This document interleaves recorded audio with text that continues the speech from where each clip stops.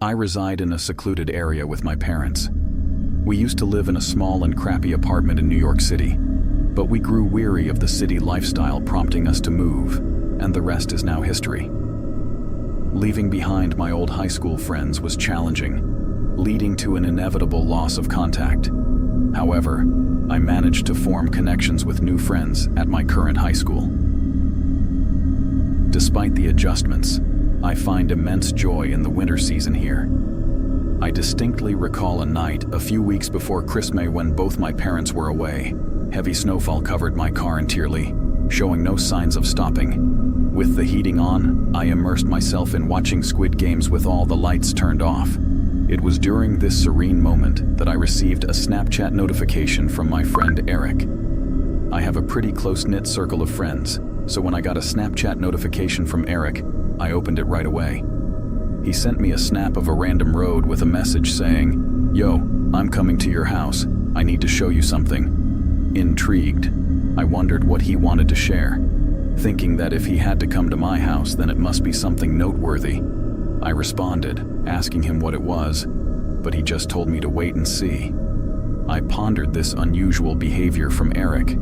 Typically, he would ask before coming over, not just announce his arrival like this. Moreover, considering the distance from his house to mine and the fact that he'd been to my place only once before, with his parents dropping him off, it made me wonder how he even remembered the way. Curious about his arrival time, I sent another snap asking when he'd be here. Although he opened the message, he didn't reply. Perhaps he ran out of data or something. I set my phone aside and refocused on watching Squid Games, patiently awaiting Eric's visit. After 35 minutes, there was a knock at the door. I assumed it was Eric and cracked it open, finding a man in a heavy winter jacket. His nose was bright red, and his face had a pale white hue, as if he had been exposed to the cold for an extended period. Curious, I asked, "How can I help you?" The man managed a humble smile, and speaking through shaking teeth, explained that he was waiting for a ride and asked if he could seek shelter in my house for a few minutes until the ride arrived. I took a moment to respond. The weather conditions made it a less straightforward decision. While it's easy to assert that you wouldn't allow a random person inside your house under normal circumstances, the situation appeared less black and white when someone is practically freezing on your doorstep seeking help. Eventually, I told him he could wait on my porch, which had an overhang protecting from the snow. I also offered to lend him an old jacket of mine if needed. Although he didn't seem thrilled, the man nodded and took a seat on the chair I had outside. After closing and locking the door, I went upstairs to fetch my old, oversized jacket in poor condition. Despite its condition, I believed it was irrelevant in this scenario. As I headed downstairs, about to unlock the door, I received a snap notification from Eric, and it was a blurry snap of my front porch, and he asked me to come outside. My heart sank into my stomach as I peeked through the peephole. The man was now standing right up against the door, his hand on the handle, as if preparing to push it open the moment I unlocked it. My heart rate surged, prompting me to take a couple of steps back. Quietly, I pulled out my phone to dial 911.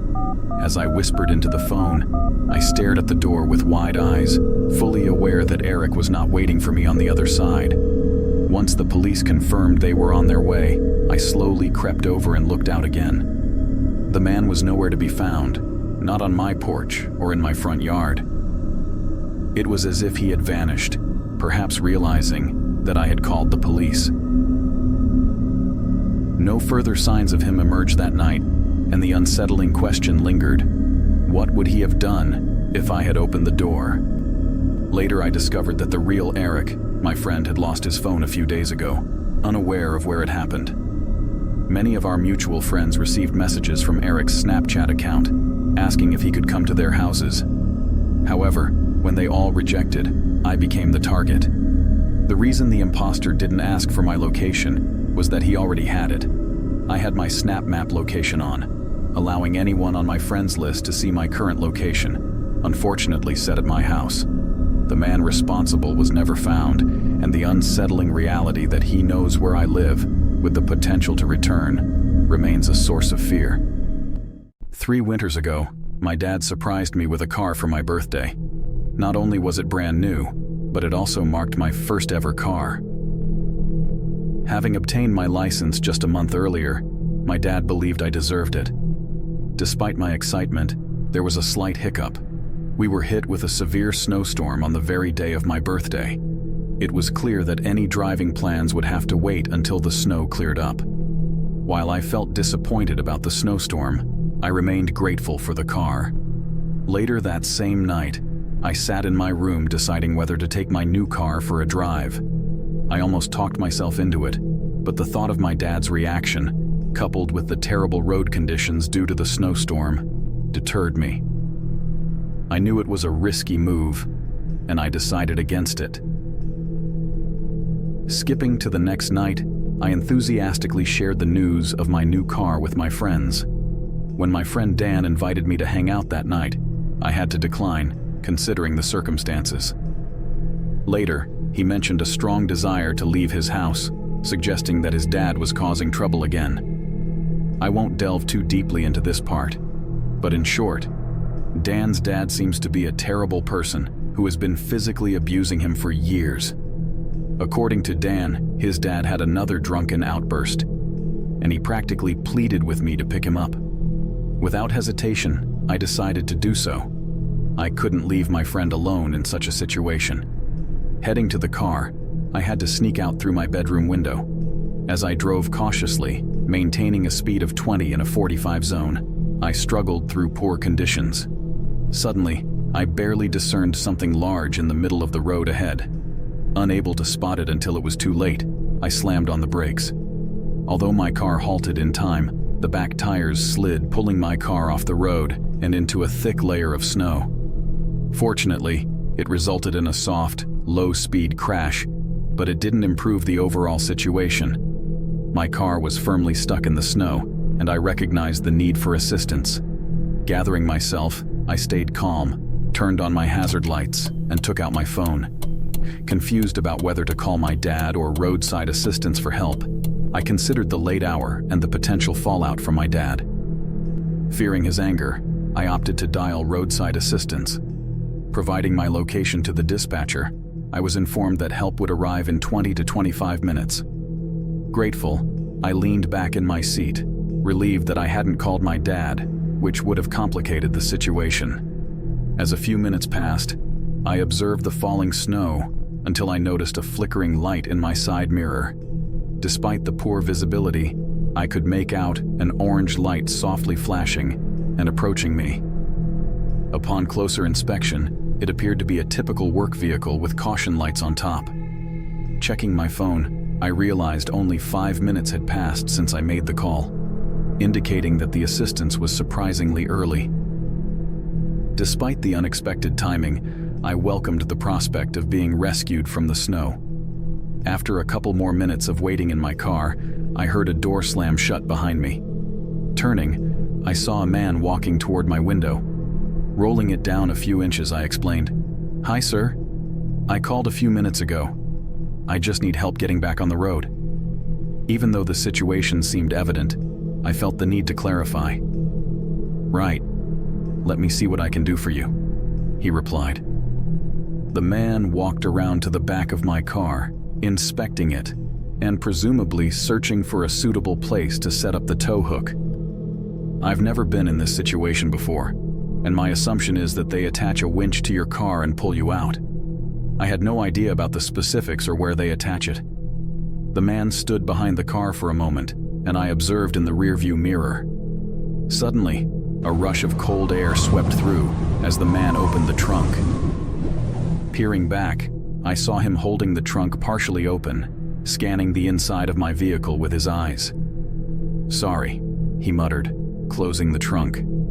I found it odd that he randomly opened my trunk, not understanding the procedure. Suspicion crept in as I realized he seemed clueless, and I began connecting the pieces. In response, I promptly called the roadside assistance number again. After a few rings, the same man answered, stating he was just a couple of minutes away and asking if I needed anything else. Meanwhile, the man returned to my window, requesting my keys, and for me to exit the vehicle briefly while he prepared it. Keeping the phone by my ear, I informed the man that I needed a minute as I was on the phone. He stood there, seemingly wanting to eavesdrop on my conversation. Trying not to panic, I rolled up the window with the guy still next to my door. The man aggressively knocked on the window, questioning what I was doing. In response, I locked the doors, and as soon as he heard that, he attempted to pull my door open, yelling at me. Terrified and realizing I couldn't escape, I heard another door slam shut from the truck behind me, and I saw another man running towards my car holding something in his hand. Then an incredibly loud horn blared from behind us, accompanied by bright lights shining at my car. The two men quickly retreated to their truck and drove away in a hurry, unveiling the arrival of the real roadside assistance truck. Two men from the assistance team approached to ensure I was okay. It turned out I had left the call on, and upon hearing the commotion, they rushed to my aid, promptly notifying the police. The police arrived minutes later and contacted my dad. During this time, I discovered that there had been several cases similar to mine, occurring during heavy snowfall. The individuals involved would supposedly drive around, targeting stranded people, stealing their cars and robbing them while posing as roadside assistants. I even speculated that they might have placed the large object in the street, causing me to slide off the road. My dad took the keys from me, expressing that we would discuss everything the next day. I felt an overwhelming sense of guilt for my actions, witnessing my dad more upset than ever before in my entire life. Although this incident happened 3 years ago, it taught me valuable lessons that night about a few important things. Last year during the holidays, I went to visit my family who lives about 18 hours away. Usually, I try to drive straight through, but last year, it started snowing early, making the roads slow. I hadn't booked a hotel in advance because I wasn't sure when I'd need to stop. Around 7 hours into the drive, frustrated and tired, it was already 10 p.m., and I wasn't even halfway there. I expected to be more than halfway there by now, but I felt compelled to continue so that tomorrow's drive wouldn't be any longer. The snow had slowed a bit, but the roads were accumulating snow since there were no plow trucks. By 1 a.m., I decided I needed rest and pulled off at the next exit, finding a small, not-so-nice-looking motel. As anticipated, it wasn't the most appealing place. The exterior appeared quite aged, and even the lights on the sign were dim and partially burnt out. I parked randomly near the rooms and approached the main entrance. Inside, I found a very compact room with a front desk. There was a sign propped up on the counter indicating that the attendant would be back in 20 minutes. I strolled back to my car, and this time, as I surveyed the parking lot, I noticed that it was entirely vacant. Judging by the appearance, it seemed like no cars had even occupied the parking lot tonight. Returning to my car, I switched on the heat to warm up and waited patiently. The absence of cars and staff at the desk made me question if the sign about the workers' break was genuine. With no other establishments within a 15 to 20-minute radius, I couldn't understand where they might have gone, if indeed on a break.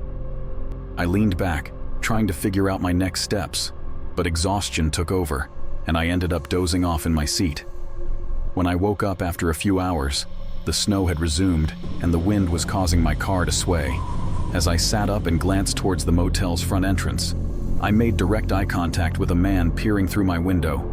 Startled, I recoiled as he stepped back and shouted something to the parking lot. I noticed a truck on the other side, and another man emerged walking towards me. He circled my car, attempting to open all the door handles. Snapping out of my sleep, I shifted my car into reverse to escape before the wheels spun uselessly. The men hastened their actions, one urging the other to break the back window. I desperately tried to free my car. The sudden shattering of the back window added to the difficulty. The men persisted, with one reaching for the door handle. Just as he half entered through the window and opened the door, I finally spun the car around. The man fell out, and the other tried to follow in his truck, but they gave up pursuit once I returned to the road. Although I don't entirely blame myself, I realize I shouldn't have fallen asleep in that isolated parking lot, especially in the middle of nowhere. The intentions of those men were unclear, but they appeared well prepared. It seemed as if they knew the motel parking lot was an easy target. Whatever their plans were, I may never fully understand, and I don't think I even want to.